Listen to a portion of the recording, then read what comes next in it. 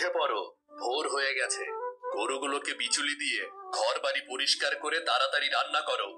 আমি আর একটু ঘুমিয়ে তারপর উঠবো, বুঝলে? আমার শরীরটা খুব খারাপ, সারা শরীরে বড্ড ব্যথা।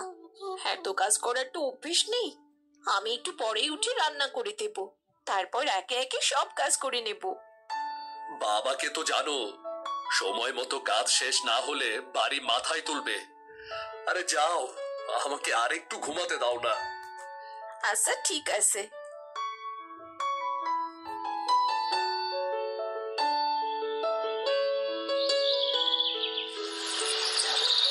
শীত প্রায় পড়েই গেছে, পানি কি ঠান্ডা! ইস, আমি যদি পুকুরের পানি হতাম তাহলে কতই না ভালো হতো। আমার তো তখন এত কাজ করতে হতো না, 10 জনের কাজ আমায় একাই করতে হয়। তবুও পান থেকে চুন খসলে বাবা কথা শোনাতে ছাড়ে না। গরিবের মেয়েদের বাবা মা কেন বড় ঘরে বিয়ে দেয়? এত কথা বলে আর কি হবে? যাই, বাড়ি ফিরে যাই, নয়তো আবার রান্না করতে দেরি হয়ে যাবে।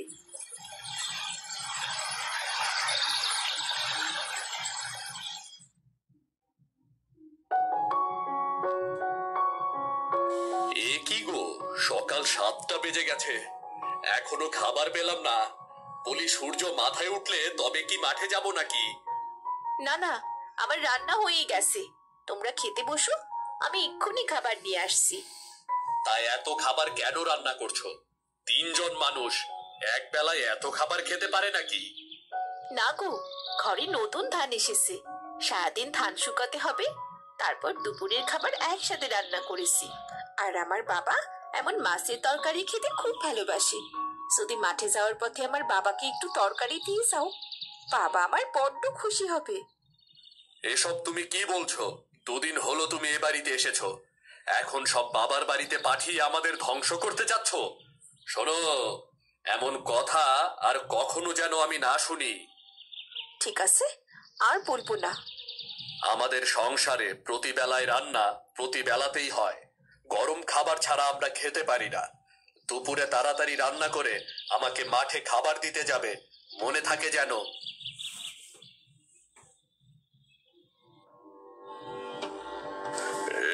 ইস, কি বিশ্রী! বলি, রান্নার সময় তোমার মন কোথায় থাকে? এই বিষাদ খাবার তো গরুতেও খাবে না। কেন বাবা, খাবার তো মজাই হয়েছে। আহ, কতদিন এমন মাছের তরকারি পাতে পড়েনি।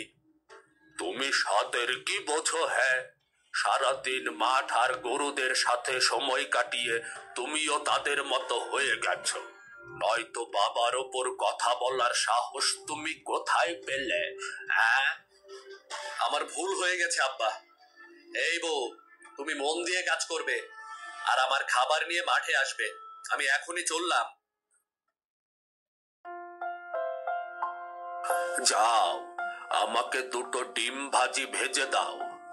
এসব দিয়ে একদম খেতে পারছি না আমি। আমি তো সবে খাবারে হাত দিলাম বাবা, পাতিল ভাত ফেলে গেলে শুনেছি সংসারে অমঙ্গল হয়। যে অলক্ষী ঘরে তুলেছি, তাতে ঘরে বেশি দিন মনে হয় লক্ষ্মী থাকবে না।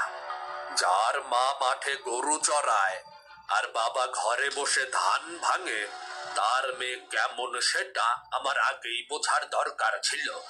এখন যাও, আমি ডিম ভাজা দিয়ে ভাত খাবো। বাবাকে তো জিজ্ঞেস করা হলো না হাঁসের ডিম খাবে নাকি মুরগির ডিম। কি যে করি, আবার জিজ্ঞেস করবো? না থাক বাবা, যদি আবার রেগে যায় তবে আমি একটা মুরগির ডিম আর একটা হাঁসের ডিম ভেজে নিয়ে যাই। বাড়ির বউদের একটু চাপে না রাখলে 2 দিন পর মাথায় উঠে বসবে। মেয়েটা রাতে ভালো, স্বাদ চড়ে না আর কাটেও না, তাই তো এমন মেয়ে ঘরে এনেছি। বাবা, কি হয়েছে বলো? আকাশ তো বড্ড মেঘলা, ধান শুকোতে দিয়েছি। আপনি যদি আপনার ছেলের খাবারটা নিয়ে মাঠে যান তবে খুব ভালো হতো বাবা, তবে আমি এই দিকটা সময় মতো সামলে নিতে পারতাম। তোমার সাহস তো কম নয় বৌমা, তুমি আমাকে কাজ করার আদেশ দাও, আমাকে খাবার বেড়ে দাও, তারপর খাবার নিয়ে মাঠে যাবে, বুঝলে?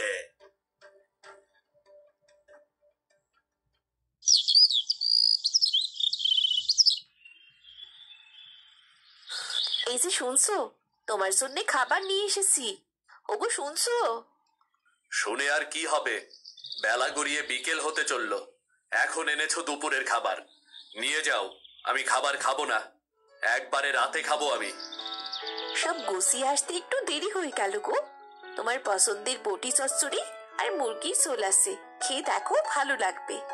আমাকে তাড়াতাড়ি ফিরতে হবে, খোলাতে ধানগুলো শুকোতে দিয়ে এসেছি। খিদের কষ্ট আমাকে কেন দিলে?